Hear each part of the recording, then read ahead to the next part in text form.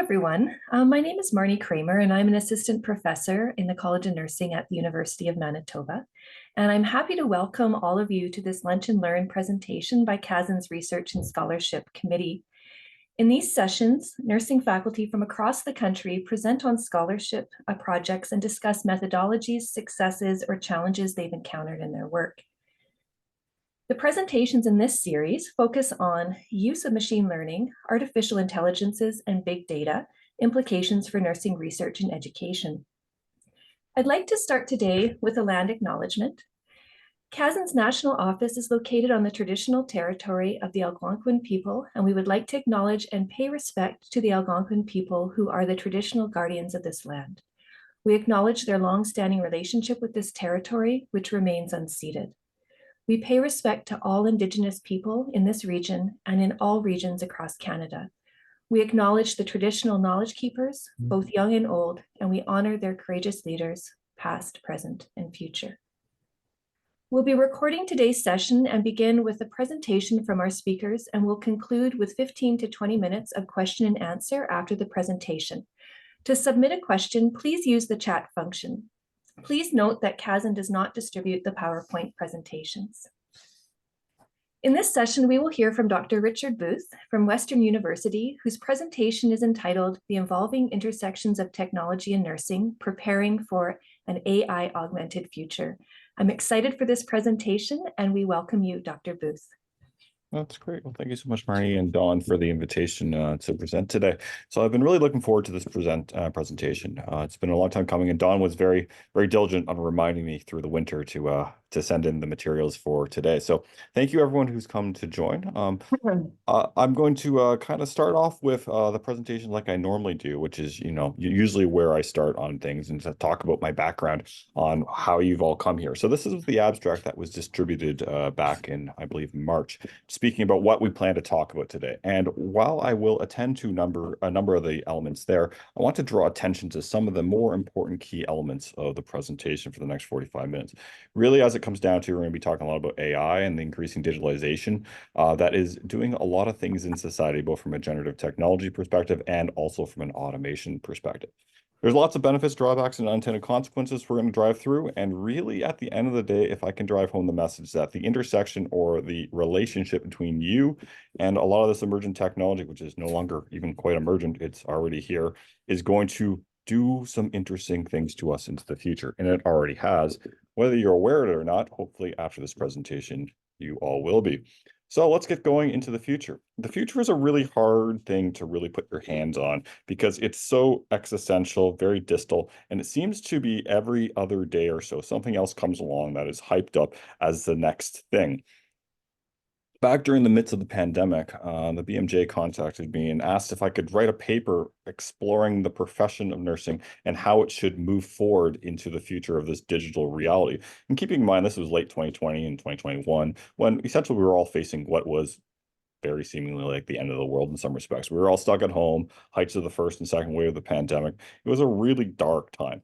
Now, this paper mentally, emotionally, and almost physically broke me because it took a lot of effort to kind of generate ideas at that really dark time in society. Thankfully, I had lots of great co-authors that we helped pull together this piece of work, which did kind of get managed a bit more than I had hoped from an invited piece, but it definitely emerged. And the one word that I did not choose for the title was the word adapt. That was sort of forced on us. And I didn't like it at the time, but it's kind of grown on me. So when we look at the word adapt, really what it means is becoming adjusted to new conditions. And I think in this long / post-COVID reality, I don't know, it's not even post, it's just long at this point, we've all become adjusted to new conditions. And I think in some respects, we've become so accustomed that we don't even remember things that were of 2020 and beyond in terms of the past history, because we've become so adjusted because of the realities that we face, that it's really hard to think back even what happened 4 years and 2 months ago. And this was what was 4 years and 2 months ago in Wuhan, China somewhere, where someone on a Segway was disinfecting the streets because we didn't know what COVID was. And it's really, almost reflecting upon that time period. We didn't know what the mortality or morbidity rate of COVID would be. So this was an appropriate response. We had the first vaccine show up here in December of 2020. We had a number of different wars conclude or initiate during that time period. The last American and NATO troops left Afghanistan in August of 2021. We've had recent conflicts emerge around the world. We've had societal things in society that I never thought I'd see in my professional or even lifetime. Bottom left being a prime example of that. We have Joe Biden here telling us the pandemic's been over for nearly 2 years, and that we have the various governments and health agencies saying that COVID is a very long mass deterioration event, that it is actually irreparably harmed society in ways that we cannot calculate right now, but we will definitely feel moving into the future. We have societal and technological advances in terms of technology, like bottom right here, when the Drake Weekend put together a sweet mashup about a year ago and released it, but they didn't. It was just AI generated music, which a year ago was a big thing, that someone could mash together Drake and The Weeknd singing a song, but they didn't actually do it. Nowadays, you kind of go, oh yeah, yeah, of course that exists, because it's become so consumer level in 1 year. Top left here, when this image won first place in in a in an art contest, but it was AI driven, AI generated, which nowadays, a year or so later, is like, okay, whatever. So you can see how quickly we become adjusted to things that happened just a mere year or two ago, because everything I'm saying here has happened in the last 4 years and 2 months.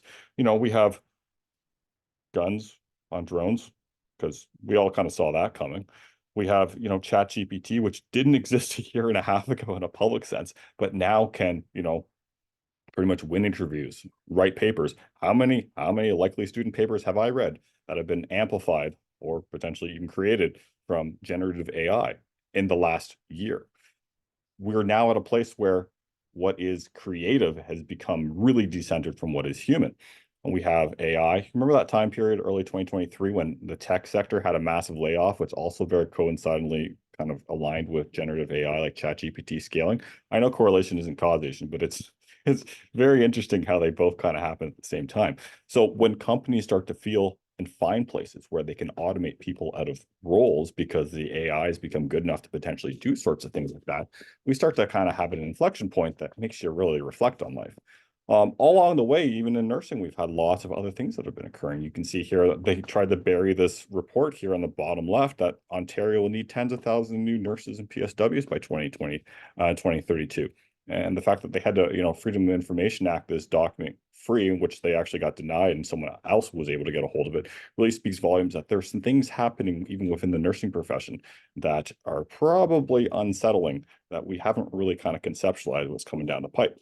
We have rampant inflation happening. We have all sorts of other societal movements that are causing stress and strainers on society as we know it. And along the way, in that 4 years and 2 months I've just talked about, we have things now that have emerged that can displace humans and their abilities in ways that was just honestly hypothetical or science fiction 5 and even 10 years ago. So what is our pathway forward? When we start talking about artificial intelligence and generative technologies, like what do you mean by all that? So I'll kind of go through at a high level what I think artificial intelligence is as per definitions, but really I'm going to be speaking about it in a much more monolithic term today. So AI is a type of technology that can make cognitive decisions and potentially do human level activities if put into robotics and automation processes. So it's a type of technology that can do things that we've never really seen before in terms of being able to challenge human cognition and decision making, which is really where I think some of the key points of the paper I mentioned before that we wrote in 2021 come into action. And as you can see here in 2021, we highlighted that it would be advisable for the nursing profession to adapt to the future by investigating AI. Like the word just investigate. Seems not like probably a strong enough word. That in 2021, AI didn't exist in mass enough that we could see, at least, that we didn't need a stronger word. We should just investigate, not like do something with it, just investigate. So you can see here in a mere 3 years and change, I wouldn't even use the word investigate now. We're in a much stronger language than just investigate from a nursing perspective. Now, like I said, that paper was a pretty rough paper to write. We had to cut out a lot of things that we thought were more important. And what I'm going to do, as opposed to talking about the paper that was published, I'm going to talk about the stuff we cut out. Because I think in some respects, it's probably more important than the stuff that we had to leave in, including the relationship with technology, our knowledge and wisdom, and how we need to reimagine our role with patients. So what is our relationship with emerging technology? That's really where I want to start with. If you've never heard of the word augmentation, well, today you will. So I want you to think about this word augmentation and what it means. It feels like it's part of you, and it allows you to achieve more than you could on your own. So think about your phone that you have. If I were to take your phone away for the day, would it feel like I was taking a part away from you? And would it now not being able to achieve more than you could on your own? That's commonly augmentation there in a nutshell. Right now, I'm usually in a big keynote. I'm giving a keynote present. I ask someone to give me my phone for like the rest of the day. No one ever volunteers, except for that one person who just kind of wants rid of their digital tethers. But really, we are already augmented by technology in so many different ways. The fact that I'm giving a keynote presentation here to about 100 people sitting on Zoom remotely across the world really speaks that it is kind of feeling part of me because I'm talking to you, even though I can't see most of you. And it is definitely enabling me to achieve more than we could on our own. So we were all augmented by technology and different things in different ways. And what that has done over the last little while, to use this KPMG article from 2018, is nursing has really spent a good chunk of its existence focusing on the human side of things, especially the human labor. And I don't want to suggest that we don't do knowledge things, but we do a lot of human labor aspects. Now, with cognitive technologies like AI and robotic automation, in terms of machines being able to use cognitive technologies like AI to do stuff, we are now entering new kind of ways of labor.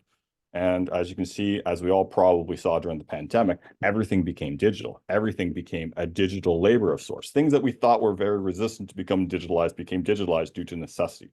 And some of it stuck, some of it didn't. But we all saw what could happen. And I think we're just at a different time and place right now where we haven't completely stabilized what could be augmented by technology in terms of human roles, but we're definitely in a place that is much further along than, say, 2019. So we are really kind of angling up towards the top right here, and whatever that might mean. And we are already augmented in so many different ways. So think of all the cognitive technologies like AI that touch you. Pretty much everything on the internet, including the Zoom call, because it's being live transcribed as I talk right now. Everything I'm being saying is being transcribed in real time. Like that's pretty impressive, you think about it, because that didn't really exist 5 years ago in mass.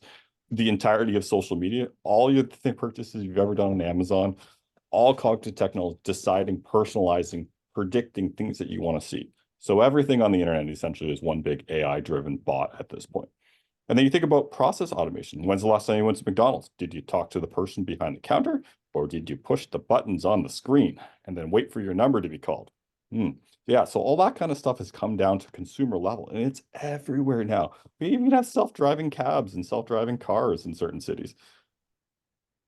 We're at a place now where you have become augmented in ways that you probably can't even appreciate, including slides like this. Like, did you swipe left or right to find your partner?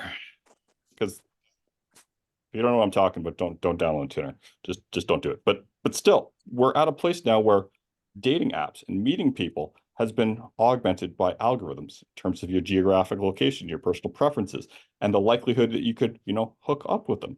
And then the action of swiping left or swiping right. What I think is a really serious decision, but apparently is not as serious as these people kind of came up with in terms of this.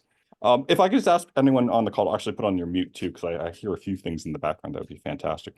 So really, as we come down to it, we can see here that we are tolerating a ton of different types of automation that are driven by cognitive technologies like AI, including insurance. If you want to go have a look at a great example, go look at Lemonade Insurance. They said the quiet part out loud a while ago and said that, oh yeah, you know what? When you get in an accident or something like that, just take your phone, take a selfie video of yourself describing what happened, send it in to us, and we'll just use AI to determine whether you're lying or not. Come on, I guess that's a fair way to adjudicate insurance claims. But we do it to students. Remember ProtoTrack during the pandemic, where you had students install it and they watched the students answer multiple choice stuff, and if their eyes looked around too much, then of course they were cheating. That was all driven by AI. So we're at a place now where we see it as kind of odd in that uncanny valley, but we're also just, oh yeah, of course that exists. Because of course this exists. This is LaGuardia Airport in 2015. When this image came up on Reddit back in 2015, everyone's like, whoa, they replaced human cashiers with machines. But nowadays you have these machines asking you for a tip, like under 10 years. Where have we gone on this uncanny continuum to the point that we now exist within digital labor? Maple all the other kind of virtual healthcare providers that can circumvent the Canada Health Act.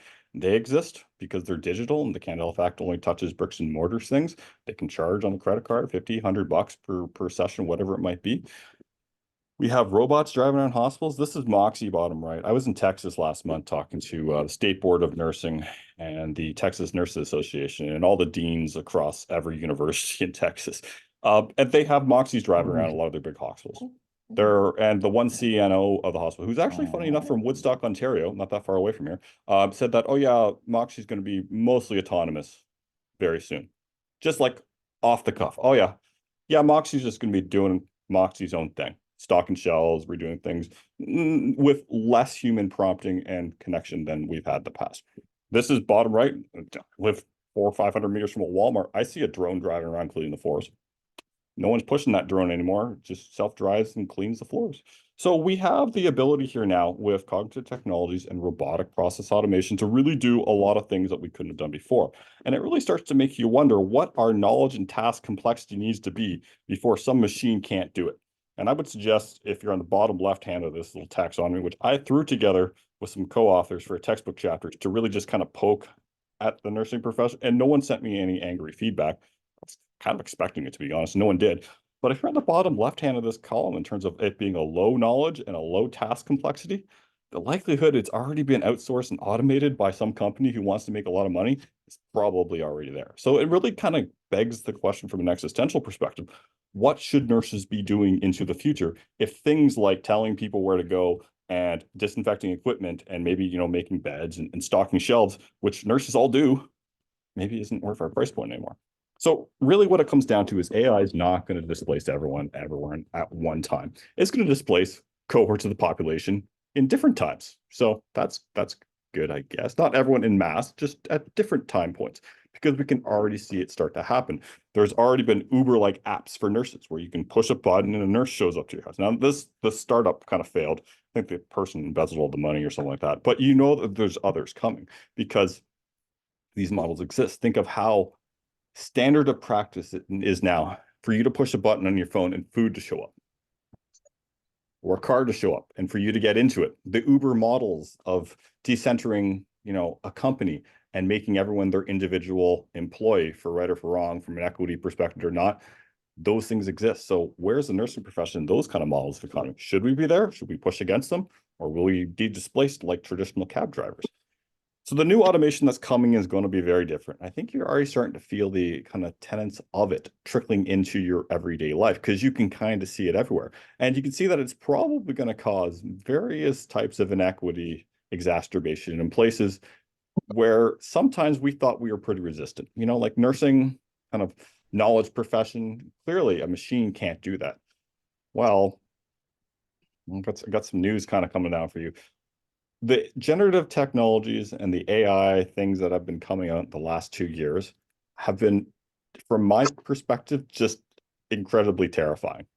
Now, I am not a rosy person when it comes to technology, even though I'm a person who apparently studies technology. I am probably trying to be the most critical lens to technology at all times, whether it be the traditional electronic health record stuff, all the way up to this kind of thing, because we're at a place now where we have no clue what is actually happening. And the nursing profession itself is already like 15, 20 years behind in just basic tech evolution. So when you start to see stuff like this, and the fact that the majority of humans can't tell a ChatGPT 4 output versus something that was written by humans, we have autonomous fighter jets being trialed. You can buy a flamethrower robot for 10 grand. I thought that was kind of weird. And that, the mediocre of society is going to potentially be automated. Makes you really kind of double back on things.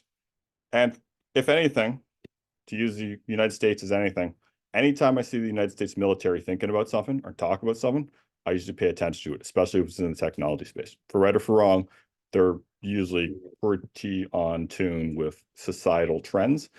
And the fact that we have Elon, the eccentric billionaire who's, flung his car into space for fun using his own rocket, and he's building a tunnel underneath a city to get to that rocket ship factory faster, also has been sticking microchips into people and bought a social media platform for giggles. Like we're in a really weird continuum. We have professors on the left here trying to protect your thoughts from like Gattaca level stuff where people can read them. We even had a chatbot here locally in Canada that promised someone a discount. And that discount was just a hallucination. But now that company, Air Canada, is liable for the hallucination that the chatbot generated in terms of the discount. We are literally sleepwalking into a new reality. We don't even know it. And the fact that as of now, we need to start putting this stuff up there. And by the way, the Amazon Echo is still listening to you, even if you put it on mute. Just telling you, is a little bit unsettling because I have not read any policies from a PHI perspective, from a college regulatory perspective, that talk about non-human things that are listening to you and what they have to do with PHI. I haven't read anything, not from Canada at least. If it exists, please send it my way. But we're in a really weird place of society now where this kind of stuff starts to happen. What is our knowledge and wisdom moving into this new domain? Well, if we go back to the old historical kind of nursing informatics stuff, we can't name it, we can't control it, can't find it, can't teach it, can't search it, and put it into public policy. That's your quintessential Clark and Lang 1992 informatics kind of mindset in terms of why informatics is important. And a lot of the stuff we've all kind of seen in passing, the data, information, knowledge, wisdom continuum in terms of nurses kind of existing up around this domain, the knowledge and wisdom, because it's like that tacit thing. You know that patient, you walk in the room, you know that person's not feeling well. You just got to kind of like machine can't do that. Machine can't care. I've heard all the retorts before. I've heard them. I nod accordingly. But really, we're kind of at the place now where if you can't tell a ChatGPT output from a human written thing, we should probably be re-inspecting a little bit of those assumptions about what can be and what isn't. So we took a look at Sarah Colin Rossi's paper here with Kendrick Cato, who's the first author, looking at transforming clinical wisdom using AI. And they do that knowledge wisdom continuum here. And they talk about, clinical interpretations of predictive analysis, personalizations to the nurse, that this AI moving in the future is going to help you personalize the findings so you can action on them and have patient preferences buried within them. Like this very kind of emancipatory AI is going to help us by personalizing to us. But I juxtapose that by a same paper that was published in 2021 at the same time, looking at the disappearing clinical expertise in, say, just basic medication administration that's used by technology. And what it really speaks to me here is like, the fact that nurses are knowledge worker in foundation informatics, nurses may be perceived as doers rather than knowledge workers, and that nurses only make decisions and engage in highly complex tasks that are not well supported by the process-oriented technology tools. So really what I mean by this is the fact that our current state health technology platforms that we use in pretty much every acute care and even some of the primary places don't even represent the nurse, because we're not conceptualized as knowledge work. We're just conceptualized as people who push buttons and give out pills in these systems. Our knowledge is not being captured in these platforms. So, go back to Cato et al. Paper when trying to personalize to us. We're not even in the system. And if you have any understanding of how AI works, commonly you use past data to train new things in AI. Now, what is going to be the training data for the nursing role moving into the future? It is not going to be the nursing theory textbooks from the 70s and 80s that we all had to read. It is going to be this stuff, your work process, all secondary data drawn from our interactions with health technology that we've been using, which, according to papers like this, we don't even exist within these systems. We're just doers. We don't exist as autonomous beings. We just push buttons and are told to do things. So you can see the issue there. If we are not actually represented in the data of current state electronic health records in a way that we can actually define, we have like little to no potential of existing in future algorithms in a formative way because we don't exist in the current technologies of today. I think this is a really big deal and people aren't actually appreciating this. Nursing right now, and I do ICS work, provincial level. What that is anytime anyone swipes a health card in the province of Ontario, with a lot of privacy and a lot of technique and a lot of paperwork, we can do statistical level analyses on that. But since our healthcare system is so physician driven, I can do everything about physicians, but I have zero understanding about the nursing role. I have a little bit of understanding about the nurse practitioner role, but like zero about the RPNs, LPNs, and RNs in health models and healthcare delivery in this province. We don't exist as nurses. And the data that exists today will be used to train the AI models of tomorrow. So hopefully, if you get anything from this presentation, this is one of the major sticking points. We don't exist in data today. We will probably not exist in ways tomorrow. which is a really bad thing because unless we are able to participate in this and become involved and become digitized in certain ways where we can exist in the algorithms of tomorrow, the nursing profession is going to probably have, well, some issues moving in the future because we just won't exist. And what is our protective feature in a lot of these relationships in terms of healthcare? We understand the equity and understand the social implications. And if we don't exist in the models that are being driven by AI, we have a substantive issue moving in the future in terms of our professional identity.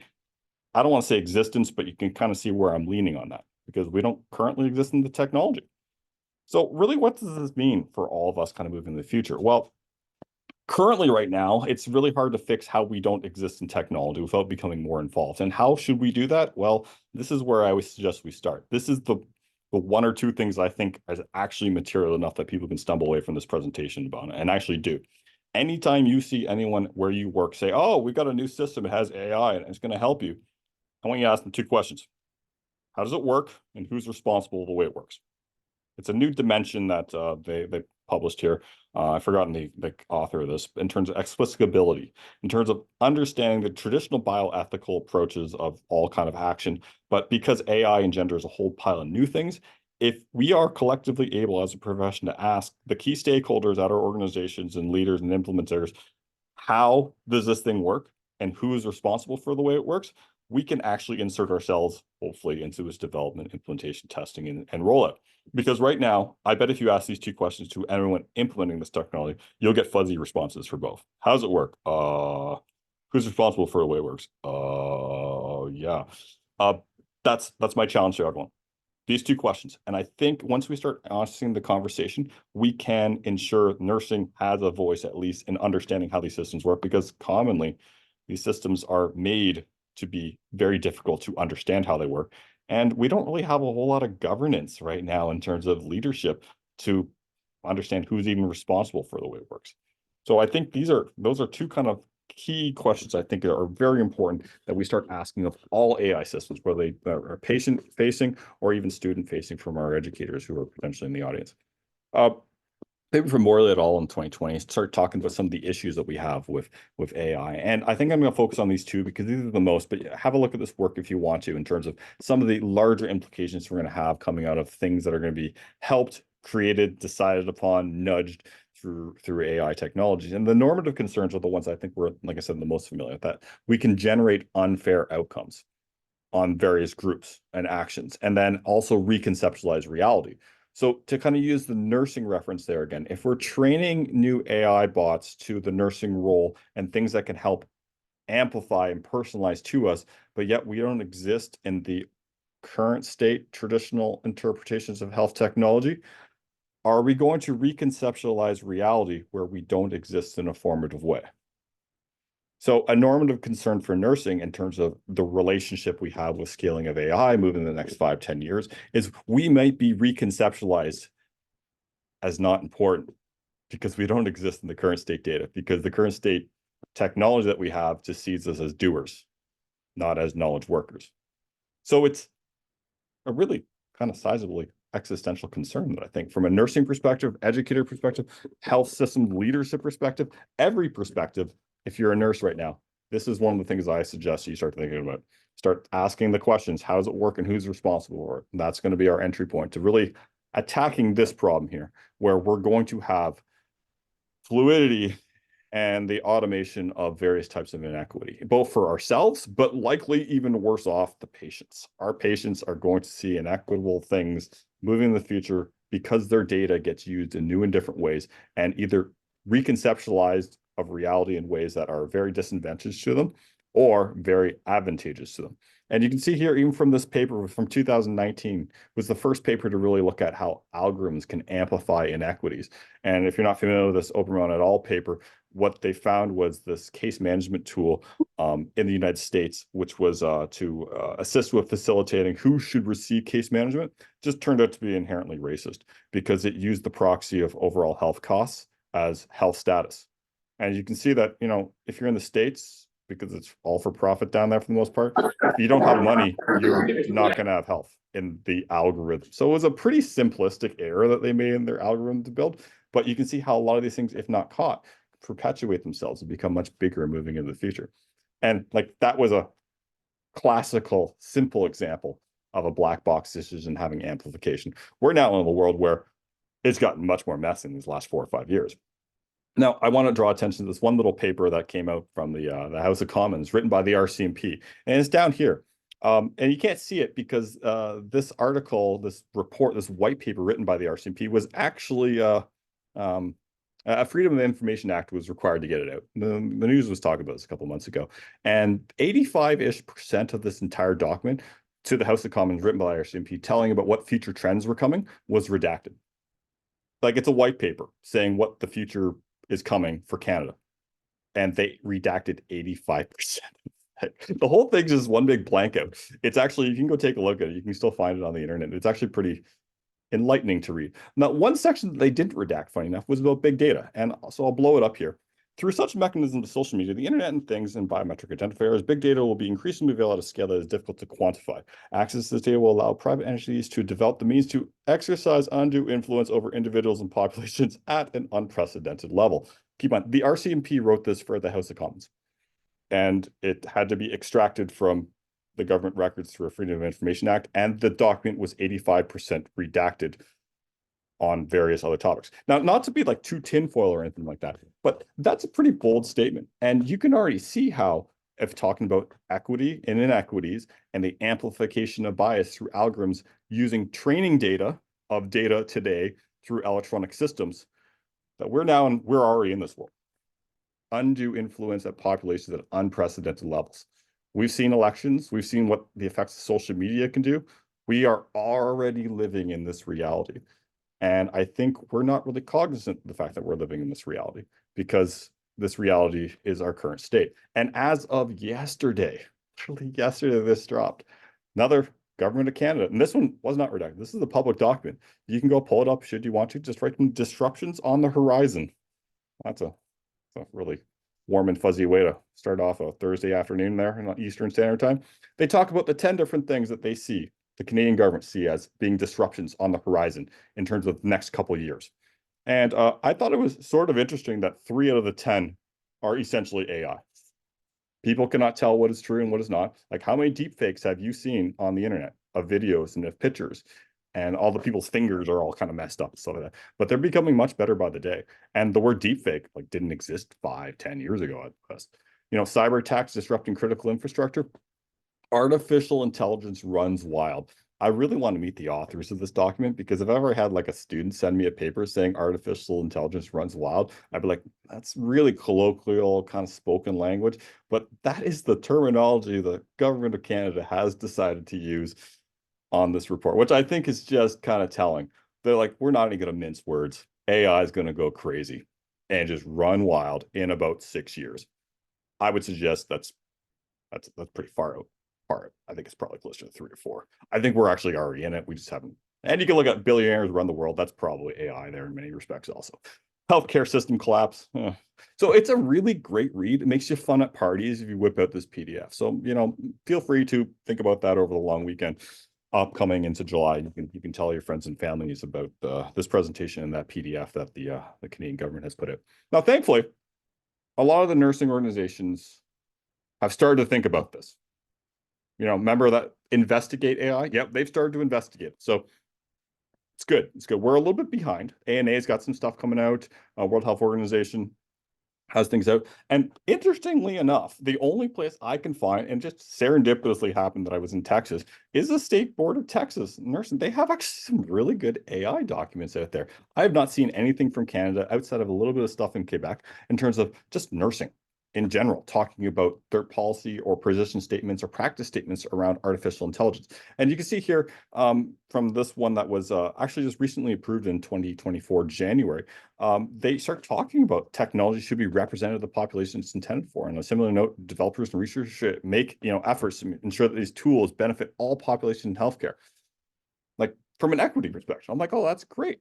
And the final recommendation, which I thought was really interesting from this document, and I got to meet the author. What was her name was Christine Riley here. I've been sending her emails back and forth. I got to meet her in person, and she just took this on as a side gig as part of her policy analysis job at the Texas State Board. She was like, I was really interested in AI. So I wrote up this policy statement as a consideration for the board to pass as a policy statement to be put into force. So this was just all her inspiration, which I thought was also unique and pretty interesting in some respects. Regardless, the concluding parts of the actual kind of policy they put down is that while, AI is around and it's going to probably help out making decisions, no matter the form of AI it may take in setting, AI is not the final decision maker in the patient's care. And my response is, how can you even tell anymore? So to use a contemporary example of your personal life, think about your Amazon shopping cart. What ends up in there? Was that completely your decision making? Or were you so nudged into buying those hunter rain boots you don't need, or that fishing pole that I don't tell my wife about that I totally bought on Amazon? Did I need that? Did I make the self-actualization to actually purchase that? Or was I prompted through a whole lot of algorithmic amplification to keep seeing that fishing pole over and over and over and over again to inform my decision making? So my major retort to all this, and it's a beautiful document. Don't get me wrong. I highly suggest you have a look at it. If you're in a regulatory body, if you're in a governance position, you're in leadership position, have a look at what the Texas State Board has written. But I will suggest we're past the point now, currently in 2024, of AI being identifiable as a final decision maker. The relationship that we're in with AI has made it so you will never be able to untool where the decision making came from, because we're so augmented by the technology nowadays. They come full circle on the word augmented. And really where this kind of downstreams into is how we have to reimagine our role in interaction with patients and consumers. Because we saw it during the pandemic, everything went virtual, from weddings to funerals to even, Netflix parties and stuff like that. Like we just did everything virtual. From an education perspective, we started seeing things start to occur also in the education sector really changing. This is from I believe a KPMG article from around 2020, where they started talking about what the future of education will look like. And I always like to put in education related things because I appreciate there's usually educators here who want to hear about things. And this is what they forecast in terms of the future things that they see coming along. And I really want to draw attention to the borderless, shorter degrees, native cohorts that are like digitally native, experiential learning, because getting away from, sitting there listening to a 4-hour PowerPoint sort of thing, lifelong learning, competing at scale, and lifestyle integration. Remember the time where like you must show up to class at this time and drive 400 kilometers to get to, oh yeah, we could bring you in via Zoom. And that change that pretty much happened just overnight one day, where the old Stoic interpretations of what academia and what your degree must be then gave way to a lifestyle integration. So we start to see articles like this, buy 4-year degree. We want faster individuals. We want people who have shorter, for right or for wrong, a lot of this is probably driven by economics and money, but you're starting to see that sort of stuff pop up. And, by the time you finish a 4-year degree, what you learn is probably no longer relevant. And they don't commonly care where people went to school. They just want to be able to do things. And we start mapping that back to it, shorter degrees, shorter courses, and experiential learning. I don't know where this is going, but you can already feel how AI is driving a lot of this stuff. And if we have ChatGPT and AI-like things already in the background generating knowledge, helping students write papers, writing papers for students, we need to really rethink what education is looking like, because our teaching abilities with AI shouldn't see it as something confrontational and something that should be banned and blocked. We should not repeat what we did with social media way back when, where we're like, you shall not use it, because we all saw how that ended. And now no one really honestly cares that much. We really need to embrace where technology like AI and generative stuff that can assist your learning, that can assist your creation, and use it and kind of steward it in an appropriate way, because the stuff's already here and it's going to become way more intense moving in the future. From a healthcare perspective, this was a pre-pandemic KPMG article talking about the future of healthcare. But the funny part is now, 5 or 6 years later, all this stuff exists. And you're seeing it more and more driven by the outcomes of the pandemic and also the scaling of AI, where we have proactive wellness, like all those wellness apps that people use, and your watch kind of tracking your heartbeat, healthcare as a service, electronic health records, which who knows who owns those now, to be honest. Genetic precision medicine. I just read a bunch of scholarship applications on genetics and precision medicine. Internet of Things everywhere. You go to a Best Buy and like 3/4 of places how to connect your phone to your coffee maker. You start seeing other things in terms of, treatment, education, augmented reality, how many serious video games. We're using VR and serious video gaming driven by AI in our clinical simulation now.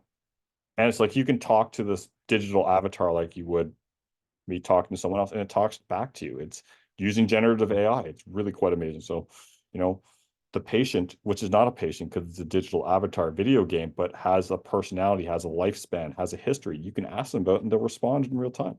We're seeing kind of things like organ transplants, genetic treatments, the evolving relationship of AI. I think we've already talked a lot about that, going to robotics, in terms of drones and things like that. Um, all the stuff that in 2018 seems really distal is now become part of our everyday fabric in many respects. And this paper here from Ben Buckle et al. 2023, when I read it talking about what AI is, it really started to get me thinking, like, where does this all tipping point come to? What is the end game of all this? What is AI doing to us that previous technologies haven't done? And I was like, you know what? I could sit there and use my brain like I used to for the last almost 40 some odd years, or I could see what ChatGPT has to think about it. So that's kind of what I did. I copy and pasted all the text on this document here and plopped into ChatGPT and said, hey, you know what? Tell me about this because I'm starting to feel this vibe here. Is all the words here describing these AI technologies and what the implications can be, is it more social or technical in outcome? Because the past digital health, health informatics, e-health world, whatever you want to call it, of the last 20 years has been very technical. We need interoperability between these organizations so we can move HL7 stuff back and forth and understand like just the data points that like it was so technical. Health informatics was always a really technical thing. And the social thing was clearly the people will use it, like just an after the fact. And when I got ChatGPT to look at AI and how it's described in nursing literature, it really came down to that a lot of the things that we're espousing around AI are going to have much more social implications than technical implications. And I think we already see that because right now, when we start thinking about what AI does, it is inherently social. You ask ChatGPT something, it gives you a nice output. You ask it to make a picture for you, it makes you a nice picture. You sit on Amazon for too long, it tells you what to buy. Social implications, no longer technical. The technical is already in the background, is not important. It becomes social. And when we start thinking that AI is really a technical thing, but essentially becomes social, that's where our new relationships start to come up. And now, of course, someone has already written stuff about this. So techno-social interpretation of life is the notion that where technology becomes more social, and it's becoming an aspect that I think is really important to the profession of nursing, because we have got to the point now where we don't even know what is social anymore, because the technology from fakes, AI generated music, AI generated art, we don't even know AI generated student term papers. Everything has become so social and we don't even see the technology in the background. It used to be you would see the technology, and the technology has vanished. We just see the social outputs of it. And those social outputs we can see are changing social systems in pretty significant ways. And when we look at that and the Texas Nursing Association document, or Texas State Board rather document in terms of looking at it, you can see here that they still are very leaning on the social side of things. And when you kind of ask that through ChatGPT also, you see that the focus on maintaining human values and roles in the face of technology advancement strongly highlights social implications. So even when I ChatGPT the Texas State Board documents, the language there still focuses on social and human, which I think is a really good thing. Because if it didn't, we'd be completely missing on the boat on some of the value adds that AI can probably bring our profession and society. But as you can see from here, from this presentation in the last 41 minutes or so, I've mentioned a lot of really dark stuff, a lot of dark stuff. And I've actually dwelled on the dark stuff purposely, because if you ever hear presentations from people talking about AI, they'll pass over the dark stuff. But I think it's probably worthwhile for us to spend a little time dwelling in it, because unless we know how it works and who's responsible for it, we're going to be facing some pretty darn big existential questions in our future, both from the inequity that a lot of these technologies are going to cast upon populations, including ourselves, and then also the fact that we just might not exist in the future technology because we don't currently exist in the current health technology of today. So you currently live in this. This is your reality. You are already an augmented being. Your phone connects to your car, talks to you, tracks you. Your Waze knows how fast you've driven. Your house is probably connected to any number of smart things within the house that you can control on demand. Your social media accounts are a proxy of you in absence of you and are a digital representation of you. And probably for the last 20 years, you've been posting pictures and comments, including your children and family, to these images. You represent the digital and technological entity of augmentation. And if you just become aware of that, I think it's a really important thing to think about moving in the future in terms of what the profession might look like, because you as a society member are likely already this. You might just not have realized it. And if I can't say anything else to make you swayed over the side of the fence that you are already augmented, and everything I've said is and probably will happen. In the late 90s, you would never get in a stranger's car and you would never meet people from the internet. And I was very much using the internet in the late 90s. And these were two things that were pretty common sensible. Meet someone on the internet, that would be weird. And get into a stranger's car. But I literally have a button on my phone now that I can push. And a stranger from the internet drives up and I jump in their car. So we have definitely adapted. With that, I'll conclude, and hopefully we can engage in some discussion, comments, and questions about our future trajectory that we have. Hope everyone has enjoyed the presentation. Thank you, Richard. That was an excellent presentation. I'm looking forward to the question and answer period. So you're welcome to put up your hand or put a question in the chat, and I'll help moderate it.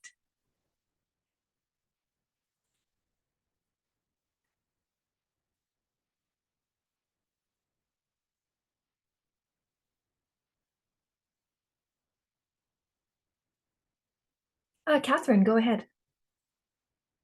Hi, I would just like to say that it's very refreshing and thank you, because it is something that we're having difficulty to put aside on the strategic planning, and AI is often seen as a quick win, and doctors already want AI to push things around and give them what to do, and like it's the clinical knowledge and the clinical judgment seems to be like something that's going to be managed by the system, and it's quite scary. So I really appreciated this lunch and learn. Thank you. That's great. Well, thank you, Kevin. And it's interesting that you say that, you know, it's being pushed upon. And we saw this in previous previous demonstrations of health technology. And I totally get it. Like I get the reason, but we're literally implementing things that we don't know how they work and will have long-term implications on populations that we can't unpack, because the AI technology is coming very black box and trained on likely somewhat biased data of yesteryear. So the implications for the profession are significant in terms of our own existential being.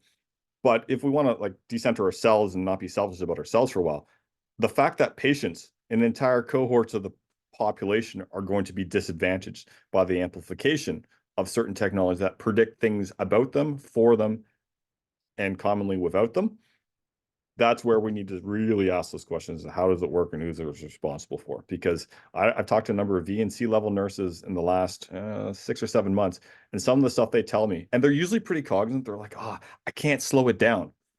They want to do this. And it's always they.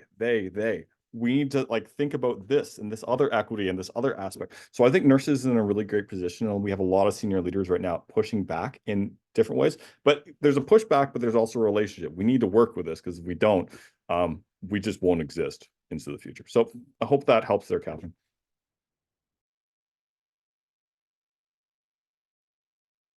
Thank you.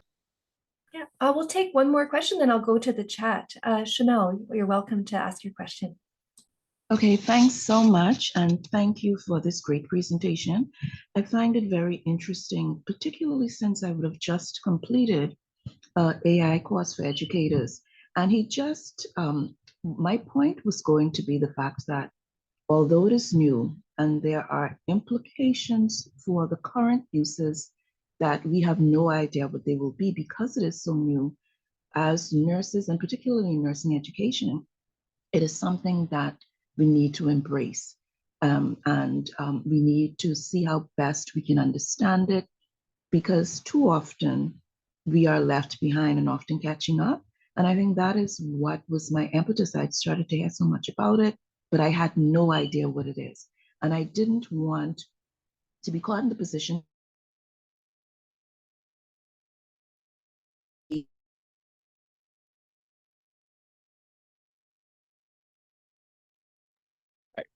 I'm not sure if I'm the only one, but I kind of lost the audio there. Yeah, that's correct. I'm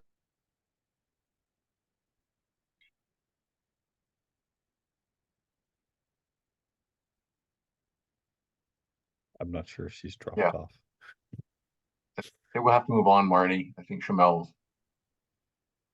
If your audio comes back a little bit, we'll revisit your comments. Diana had a question, Richard. How can we be more present so AI has our knowledge as nurses? And I think there's lots of different ways to be, and nothing is a panacea, nothing is a full kind of blown solution, right? Because we're so far down the pathway. But really what it comes down to is the traditional technologies and informatics that we have really being present there, helping out with the governance of it, ensuring that the nursing voice gets codified in a way that will exist as a 1 or a 0. And I appreciate that sounds very diminishing, but we just don't exist currently in the data in a formative way. And if we don't exist today in whatever fashion of implementations or current state technology that we're using, then it's going to be really hard to model us into the future. Now, I know that what that sounds like. You're like, oh, but they model us, then they'll just replace us. Well, that honestly is a potential. But if we don't exist in the data, then we can just guarantee that we won't exist in the future in these models. So this is where it really becomes a stewardship point of view. We need to think about what our roles are of current day that potentially might go away through automation. And that I appreciate that. I can feel it. Like people are like, what are you talking about? But you can see all the roles in society in the last 10 years that don't currently exist in the same way and shape or form that they used to.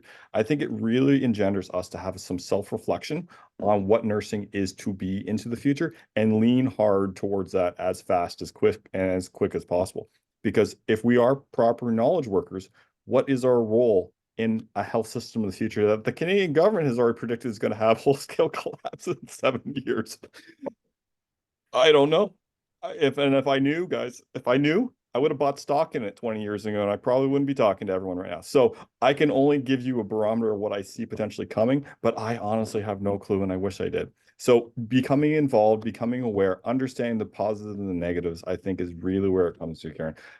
And being as informed as possible. So when something happens, you can respond accordingly with at least insight to realize that this is going to have generational impact, not just mess up your next shift or your break or something like that. This is going to influence the profession forever.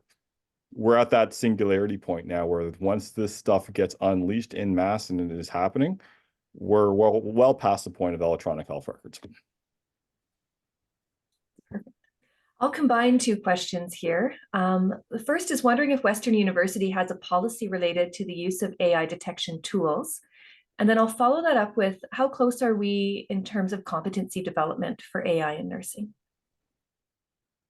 Thank you. It's funny. I have like ants walking across my computer now. That's not good. You know, at this time of the year when the ants come out, you're like, I don't know how they got to the second floor. So I can't speak on behalf of Western University per se. I know they did have a turnedin.com AI detection thing that they didn't renew. That's public.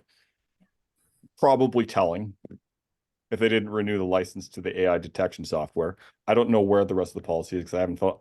We kind of wrote our own from a school nursing perspective. And I called it out in 2023, I think, when ChatGPT really went hard. We wrote for a digital health course how we see the use of these technologies. And it wasn't ban block resist. It was, you know what, don't copy and paste directly from it, but use it as an augmentation to help support your idea generation and potentially even proofreading. But don't copy and paste unique content because I'm gonna flag it. I can see it. Now the whole downstream, even if I do flag it, what can I do with it? That's a whole other. So you can see how there's lots of room for growth. Anyone wants to get into the legal side of this, please go to law school and tag team this up because you're gonna have an unlimited supply of business moving in the future with this kind of stuff emerging. The second question I missed Was on, are we close to having some competencies developed? I can't speak to that either. I don't know.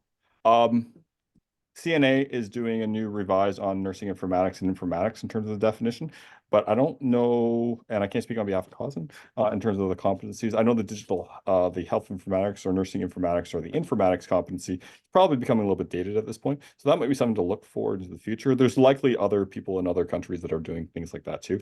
I think it's worthwhile to really start thinking about this. But the problem is once you like nail something down, it's already like obsolete. So whatever competencies come out probably need to have some fluidity done into the development to ensure they have immediate scalability into the future. Because even though 4 years and 2 months examples I show of AI, it's actually hard to think about what AI would have looked like in 2020 because of all the stuff that has been, confronted with us in even the last 2 years. So I wish I had more insight on competencies. I think there's some work happening in the States. I can remember a couple of papers, but I haven't followed it directly per se, to be honest. And then it looks like our last question is, from a nursing education perspective, where do we start in transforming nursing curriculum to remain relevant in this space? Oh, that's a really great question. Good question. Yeah, and that comes back to where do we want to be moving in the future? And I think in some respect, and when this is just an N of one sitting in London, Ontario, with apparently ants walking across this deck individual. So take it for what it's worth. I really think we need to be asking the deeper questions of what we are moving into the future with a healthcare system where you will not be privileged as just being human. Now, you can see how my former supervisor, my supervisor for my PhD loved me because I used to talk about non-humans all the time. And they kind of were like, Richard, this is a nursing thing. Why are we talking about non-humans? I'm like, they're going to be important. They're coming. And they're kind of already here now because we have so much augmentation by the way we do things. I think thinking about ourselves as humans is very important. But from an analytical perspective, what is our value as humans in conjunction to non-human stuff like AI, generative technologies, robotics? That is going to shape how we act as humans and how we behave as humans and how we do certain things as humans. I think that is a really great starting point because once you enter in that kind of conversation, it takes you away from us versus them. Oh, a robot could never care. Once again, I've heard it too many times. I've heard it. There's definitely caring bots out there that you can type to, that you can talk to, that you can befriend. Now, are they human? Absolutely not. But what is our relationship with that kind of stuff in the future? Because you're going to get some really weird academic literature. Go look at the girlfriend and boyfriend bots. There's some stuff about that's really weird stuff. But you know what's going to happen into the future, and it already is. So we're at a place now where we need to reconceptualize our relationship with patients and things that aren't human but have human level capability. And until we do that, the nursing profession will not move forward in terms of mindset because we will be stuck in a mindset of a world that is quickly not going to exist. I think from a nursing education perspective, that is where I would start because you can see once you have that foundation, you can come up with implications of what the profession will look like moving through the future. And your Gen Z cohort right now that a lot of you have as undergrad students, they don't know a world of paper. The last time I asked my undergrad students who had used a photocopier, 2 people out of 150 put their hand up. There is zero conceptualization to a world that exists pre-internet. And every time we go, oh, they don't know how to do this and that, and they're like, how would they? When they've only ever known a world where at the touch of a button, they can post an image that 40 million people can see in the next 20 minutes. I think we need to really start to leverage their abilities and insights and start moving away from what we knew it was important in the world and start tapping the untapped potential that currently is our students because they see the reality that we exist within. They just don't have a background to what it used to be like. So combining those forces together and really reinterpreting what we are moving into the future with non-human things with human level capability is where I'd suggest as a long-winded response. Hope that works. Yeah, no, it helps. I think you've helped to answer some of these other questions. Just as a note, it looks like RNAO just released some new guidelines.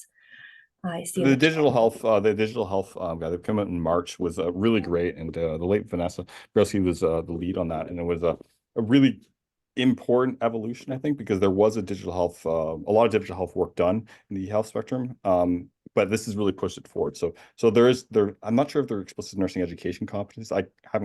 Can't remember off the top of my head, but I'll let anyone from the RNAO kind of patch in on that. Excellent. Yeah, and then there were just questions around, how do you think our curriculums are going to change as we adapt AI? Will we have less academic courses, more emphasis on clinical practice, shorter time frame to graduation? Oh, I have no idea. I wish I knew. I think what will happen is things will become automated. So you can see anything, to use some famous quotes from various people as a big paraphrase, if it seems really routine now, it's probably going to get automated. So if it seems really routine and not a value add, it's probably already been to be automated. And someone in an educator position will figure out a way to automate it. They'll still be 20 years, 15 years behind the Amazons and IBMs and all those kind of people. But you can see how if it has waste, it's going to get trimmed. And I think we probably can look inside our own curricula and our own syllabi to think about things that potentially, while still very important maybe from a tradition perspective, may not exist in a reality of 2025 and beyond, when AI is able to do certain things, for right or for wrong, through process automation and cognitive technologies. I think it's just a lot of soul searching to what we think the nursing profession will be, and then normalizing our pathway forward, both through curricula and through professional practice. That's excellent. Well, that's an excellent way to summarize everything we've talked about today. Lots of really great comments in the chat here. Appreciative of your presentation. That's great. So, Well, thank you again, everyone. Sorry I didn't get a chance to hit everyone's comments on there, but feel free to send me an email if there's anything that comes up. And hello, Cynthia. It's nice to see you hi, again. Cynthia. Perfect. So a link of this recording for this session will be made available automatically to everyone who's registered. And do feel free to share the link with your networks. And we hope that you'll join us for our next Lunch and Learn, June 18th, with Dr. Abdullahi, who will present Trauma-Informed Design, a new approach to developing safer sexual and reproductive health interventions. So thank you again, Richard. I'm really looking forward to going in and reading more of your work after today. And yeah, Cynthia, did you have any additional comments? Great presentation. Really enjoyed it. Thanks. Thanks, Cynthia. That's fantastic. Well, thank you, everyone. Take care.